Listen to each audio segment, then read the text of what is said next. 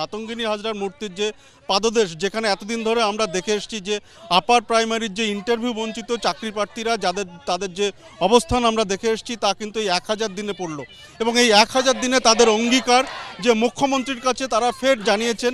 আজকে এখান থেকে তাদের প্রতিনিধিরা তারা গিয়েছেন মুখ্যমন্ত্রীর বাড়িতে, সেখানে আধিকারিকদের কাছে তাদের যে দাবি দেওয়া, সেই দাবি দেওয়া সম্বলিত স্মারকলিপি তা জমা দেওয়া হবে।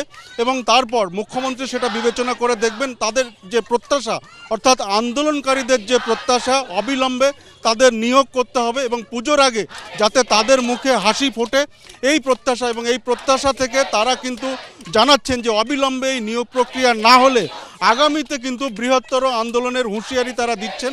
অর্থাৎ এতদিন পরেও, অর্থাৎ 2014 সালের নোটিফিকেশান এবং তারপর 2015-তে পরীক্ষা হয় এবং তারপর এক দফা ইন্টারভিউ হয় এবং শেষ পর্যন্ত আইনি জটে সেই ইন্টারভিউ বাতিল হয়। তারপরে এখনও পর্যন্ত কিন্তু একটিও নিয়োগ হয়নি। অর্থাৎ 14,000-এর মতো পদ, শূন্য পদ, এখনও নিয়োগ হয়নি। আপনাদের দাবি কি একটাই? অবশ্যই আমাদের দাবি প্রথম থেকেই একটাই, যে সমস্ত ইন্টারভিউ বঞ্চিত আপার প্রাইমারি টেট পাস স্টুডেন্টদের অবিলম্বে নিয়োগ দিতে হবে। আমরা আর এখানে বসে থাকবো না, আমরা আমাদের যোগ্য সম্মান চাই, আমরা বিদ্যালয়ে যেতে চাই, চকদা